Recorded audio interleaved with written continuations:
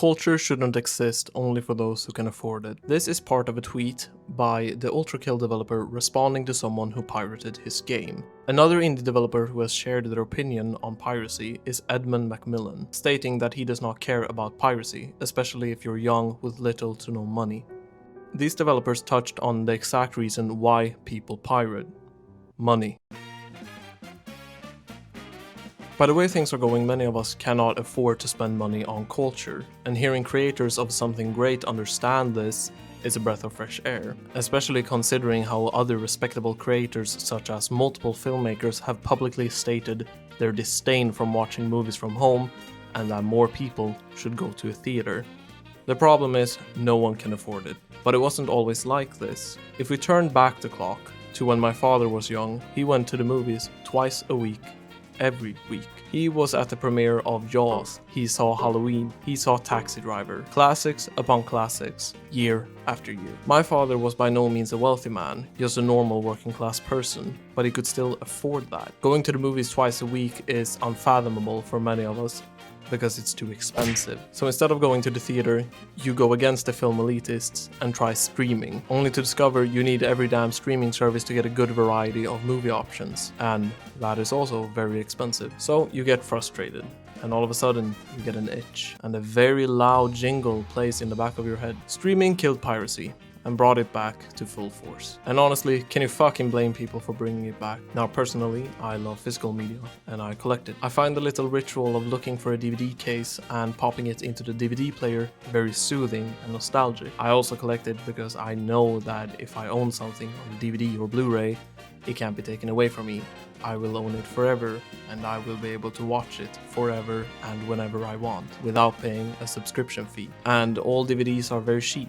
Most of the DVDs I have on my shelf I have bought for around €1, and because of that, I've built up a pretty good movie collection. And I deeply encourage everyone to buy physical media, but maybe if you can't afford that, or maybe you don't have the space, your local library could probably help you out as well. I went to my local library and saw that they had a bunch of different films ready for you to borrow. Walking through the library halls made me miss the time when physical media was everywhere and not just in thrift shops or online. Anyway, where there is demand, there is supply. Show companies you want to own your movies, and if not, pirate them. But before you pirate everything, I think you should keep in mind who created the product. If it's a single person who has created something truly amazing with blood, sweat and tears, if you have the option to support them, I think you should do it. If it's a multi-million-dollar company, fuck them. Especially Adobe. The accessibility to create art should always be cheap. People, no matter their economic situation, should be able to express themselves in some way. Adobe is anything but cheap.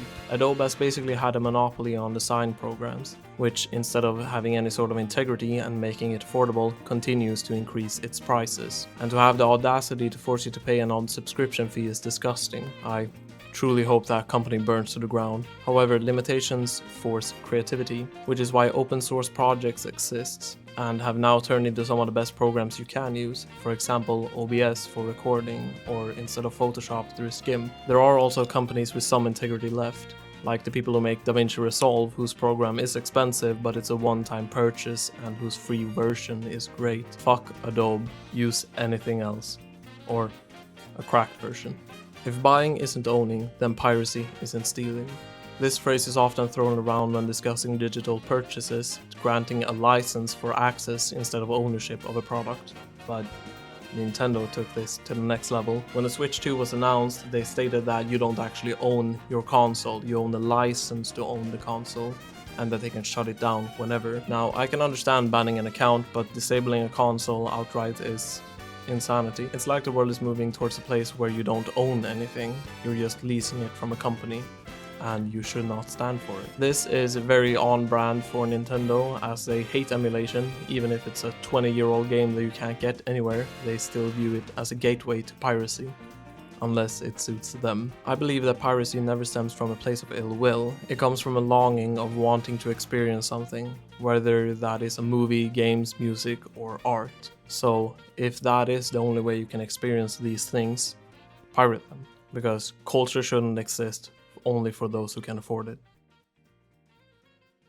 Thank you for watching. If you liked the video, please press the like button and share it with your friends. Good luck sailing the sea. Love ya. See ya.